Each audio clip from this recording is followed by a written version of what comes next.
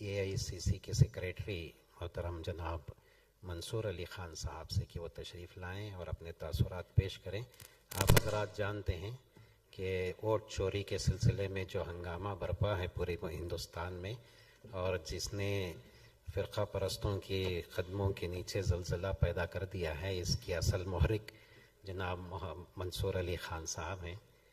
मैं गुजारिश करता हूँ तशरीफ़। अस्सलाम वालेकुम।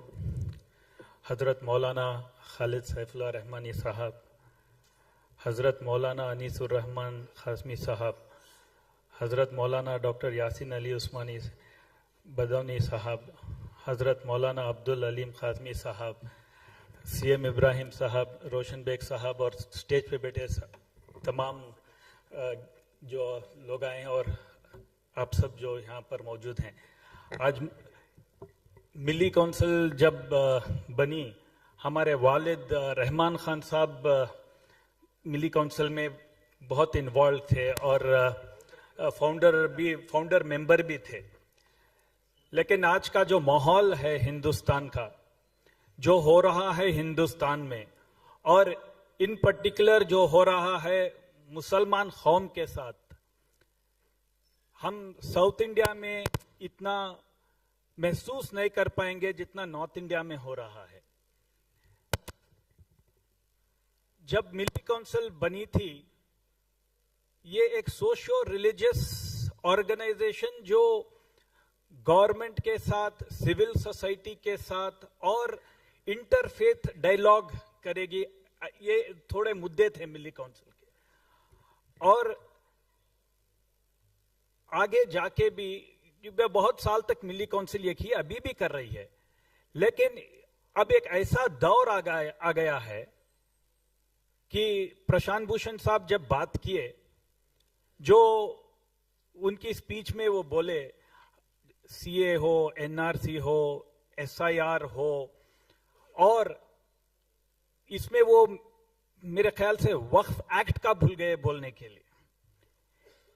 जो चीजें मैं इन पर्टिकुलर बोलता हूं जो मुसलमान कौम के साथ हो रही है, ये डेलिब्रेट हो रहा है, क्योंकि ये मुद्दे आज के नहीं हैं। जब पार्टीशन हुआ तब से ये मुद्दे थे। जो आज RSS और BJP जो पावर में आए हैं, वो इंडिया को एक सेक्युलर नेशन नहीं रखना चाहते हैं, और उनका एजेंडा क्लियर है और उनका एक पॉलिटिकल ऑब्जेक्टिव था। मेरा हमेशा मानना यह है कि मुसलमान उतना ही देश का नागरिक है, क्योंकि जब पार्टीशन हुआ हम लोग हमारी मर्जी से इधर रह गए। हमें एक चॉइस था, बट हम हिंदुस्तान सेलेक्ट किए।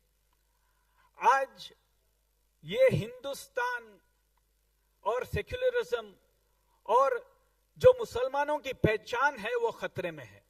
मैं क्योंकि इसलिए बोल रहा हूं क्योंकि मैं कांग्रेस पार्टी का AICC सेक्रेटरी हूं। मैं महाराष्ट्र इलेक्शंस में स्क्रीनिंग कमेटी में था और ये इलेक्शन इंचार्ज था। जो असेंबली इलेक्शन में ग्राउंड पे जो माहौल था और जो रिजल्ट आया, पूरा उल्टा ही था और रिग्ड था। आप हरियाणा लीजिए, हरियाणा में भी यही हुआ, और जो बिहार में हुआ SIR का प्रोसेस हो, या जो इलेक्शन कमीशन फेयर नहीं है वहां जो हुआ है, और जो 10,000 रुपये औरतों को देने की परमिशन दी गई, और SIR में 60 पर 5 लाख वोट्स डिलीट हुए। ये इलेक्शन कमीशन, मैं क्यों इन पर्टिकुलर इलेक्शन कमीशन बोल रहा हूं, क्योंकि जब बैंगलोर सेंट्रल में इलेक्शन हुआ, मैं 30,000 वोट से हारा। हारने के बाद मैंने 1-2 हफ्ते के बाद एक इन्वेस्टिगेशन स्टार्ट किया, और राहुल जी इसमें पूरा सपोर्ट किए मुझे। और अब इतनी परेशानी की एक बात निकली, पूरे फेक वोट्स थे, डबल वोट्स थे, फेक एड्रेसेस थे, कहीं जगह एड्रेसेस ही नहीं थे, और एक घर में 80 वोट 100 वोट वैसा था। और जब हम लोग इसकी डेप्थ में पहुंचे 1 लाख वोट का घपला था और हम हारे 30,000 से। मैं क्यों ये बोल रहा हूं? जब तक अब हमारा वोटिंग परसेंटेज भी ले लीजिए,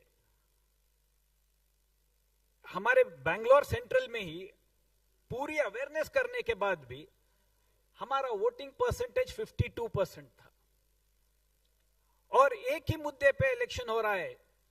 बैंगलोर सेंट्रल हमारे लोकसभा में ठीक ठाक किए, 99 सीट्स आए कांग्रेस पार्टी को, बट स्टिल आवाम में दिखा दिया कि वो पूरी तरह मोदी के साथ नहीं है।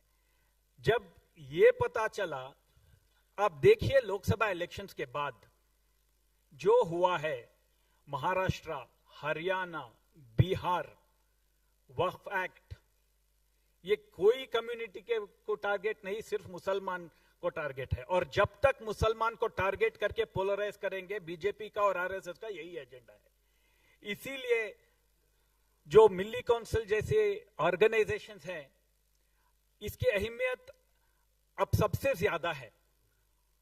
और मुझे कभी अफसोस भी होता है कि आज बैंगलोर में मिल्ली काउंसिल इतनी बड़ी प्रोग्राम किए हैं। बैंगलोर के मुस्लिम कम्युनिटी के और लोग आना चाहिए था जो प्रोमिनेंट हैं, इंक्लूडिंग जो सियासतदान हैं, जो सिविल सोसाइटी है, एजुकेशनिस्ट है। ये प्रॉब्लम क्या होता है, मेरा छोटा सा ऑब्जर्वेशन है, कोई भी डिफरेंसेस हो, जब कौम का मामला आता है सभी एक प्लेटफॉर्म पे आके, क्योंकि इससे बड़ा हमारे मुसलमानों का वजूद का मामला है, जमहूरियत का मामला है। अगर अब हम सब मिलके नहीं लड़ेंगे तो कब लड़ेंगे? और इतनी इंपॉर्टेंट मिल्ली काउंसिल की जो मीटिंग हो रही है या और सेमिनार हो रहा है, मैं तो समझा था कुछ हमारे सियासतदान भी आएंगे, हमारे 2 सीनियर सियासतदान आके हैं, मैं समझा और आएंगे, बट थोड़ा डिसअपॉइंटिंग है क्योंकि ऐसे प्रोग्राम्स में नहीं आए तो कौम के प्रोग्राम्स में आना ही चाहिए।